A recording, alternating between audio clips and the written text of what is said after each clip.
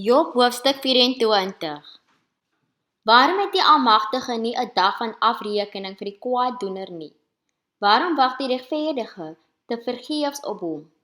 Bose mense steel grond deur grenslyne te verskuif. Hulle steel skape en laat hulle wy op hulle eie weiveld. Hulle vat selfs donkies van die weeskind. Hulle vat die weduwee se bees as borg.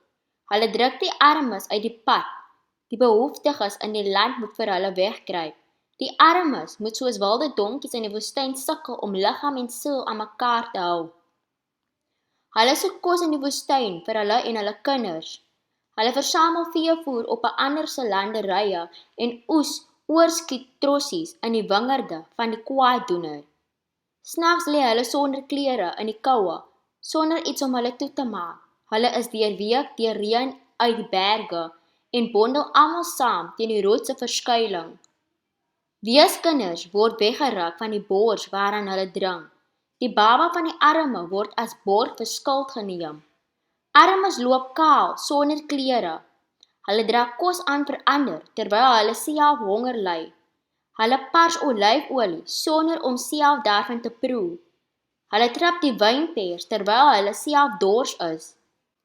Die gekerm van sterwendes klink op uit die stad en die gewondes roep om hulp, maar God steur hom nie aan die skreiende onreg nie. Kwaaddoeners kom in opstand teen die lig. Hulle wil niks te doen nie met wat in die lig gebeur nie. Hulle loop nie op sy pad nie. Moordenaars staan op voor dagbreek om die arme en behoeftige dood te maak. In die nag is hy 'n dief. Die egbreker wag tot dit skemer is, want hy sê, niemand sal my nou sien nie. Hy dra 'n masker, sodat niemand hom herken nie. In die nag breek hulle in by huise, in die dag slaap hulle. Hulle wil niks weet van die lig nie, vir hulle is die donker soos die oggend. Hulle is bondgenote met die verskrikking van die duisternis, maar hulle sal van die aarde verdwyn, so vinnig soos skuim wat deur 'n rivier weggevoer word. Alles wat hulle besit is vervloek, sodat niemand meer in hulle wingerde kom nie.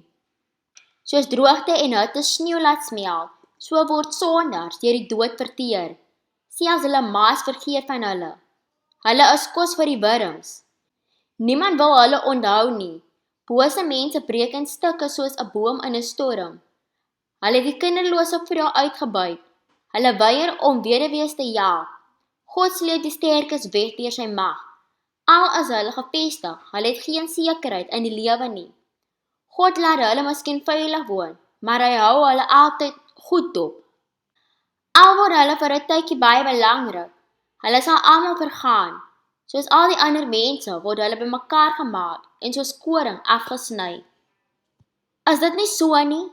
Wie kan my verkeerd bewys en my woorde ignoreer?